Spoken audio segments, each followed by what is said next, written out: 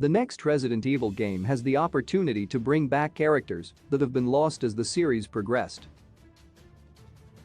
Over 2 decades since the first Resident Evil, the franchise has introduced so many characters, some with only one re-game apparition, that it's easy for some to get left behind. While the recent games have seen the Winters family as the primary protagonists, it's possible that their saga may be coming to a close in the next game. There is a lot of story potential on the table regarding how the franchise's forgotten characters could play a part at the end of this chapter in the series. Resident Evil has a cast of frequently recurring characters. The most notable examples are Chris Redfield, Leon Kennedy, and Jill Valentine. Not only are they fan favorites, but they often impact the story in the most significant ways, so it makes sense that they've appeared so frequently. However, the supporting characters contributed just as much to the game's stories as the main protagonists, many of which left behind unanswered questions, of which Resident Evil Village had many. Characters like Shiva Al-Omar and Helena Harper have only appeared once across the franchise or were only briefly mentioned in subsequent titles. Barry Burton and Rebecca Chambers are notable characters who have been in the series since its inception yet have appeared infrequently. Admittedly, these two have been featured as playable characters in their games, but their involvement in Resident Evil's overarching story likely isn't over. There is something to be said about creating new characters in an expansive world, rather than relying on old ones repeatedly. However, the story potential these characters can offer is too interesting to neglect, and they deserve to have their stories continued somehow. Shiva Al-Omar should return in Resident Evil 9. Shiva Al-Omar was first introduced in Resident Evil 5, which had great co-op multiplayer, as the second playable character. Alongside Chris Redfield, the duo, working for BSAA at the time, were investigating a town in West Africa called Kajuju when an outbreak of the Ouroboros virus broke out. Together, they discovered that the corporation known as Tricell was behind the incident and operating with Albert Wesker's assistance. Shiva and Chris also managed to rescue Jill Valentine, whom Wesker had brainwashed.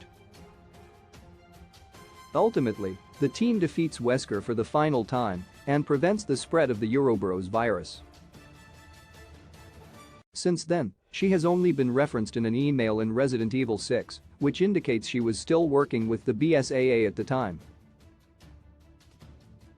Her story is a mystery after that. After the events of Resident Evil Village, one of the best games in the series, the BSAA seems to have taken a turn for the worse, as Chris no longer trusts the organization. This detail opens up the possibility of Shiva's return. It'll be interesting to see if she had something to do with the BSAA's fall from grace, or if she is working against them like Chris. Fan favorite Barry Burton could come back to Resident Evil. Barry Burton was a member of TARS and was part of the team involved in the mansion incident in the Arklay Mountains that happened in the first Resident Evil. Afterward, he, Chris, and Jill vowed to bring Umbrella down, which eventually came to fruition. For a time, he worked with Chris in the BSAA. He also appeared as a playable character in the spin-off game Revelations 2, which had great Resident Evil main characters. The events of this game put him in contact with Claire Redfield, but nothing is known of his status afterward.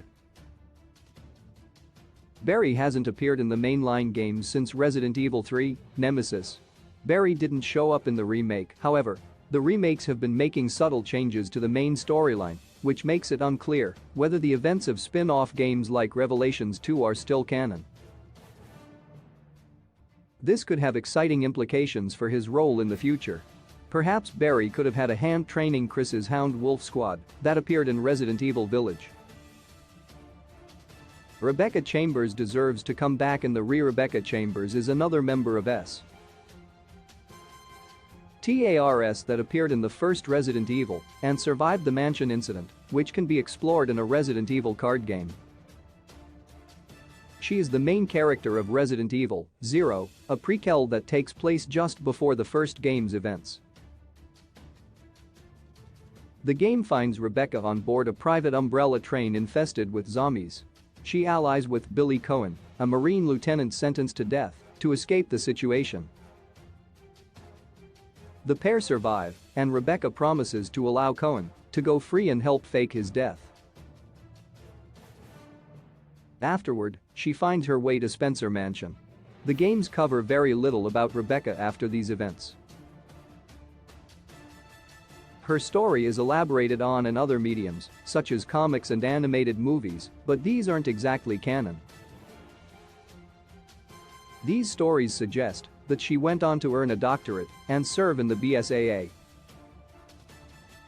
The upcoming Resident Evil Village DLC's plot could resolve this thread, as it is a logical point that can tie her into Chris's story and the events at the end of RE8. Helena Harper only appeared once in Resident Evil. Helena Harper was introduced as Leon Kennedy's partner in Resident Evil 6. The pair worked together to investigate Neo Umbrella, which is responsible for a bioterror attack that led to the death of the President of the United States. Helena was implicated in this attack as her boss, who was secretly an agent for Neo Umbrella, blackmailed her by threatening the safety of her younger sister. By the end of the game, Helena and Leon are proven innocent with the help of evidence provided by Ada Wong, who's working for an unknown organization. They are allowed to continue their work in the Secret Service, but this is the last time both characters are seen in Resident Evil's story. Helena had an expansive backstory and was one of the standout characters in Resident Evil 6's sprawling cast. She deserves to have another shot in the spotlight in future games. It's uncertain when Resident Evil 9 will make its debut, but the upcoming Shadows of Rose DLC for Village may give some hints at the franchise's future. Wherever the story goes next, these characters should be involved in some capacity. If not for their potential alone, then at least for a clearer sense of the current Resident Evil continuity.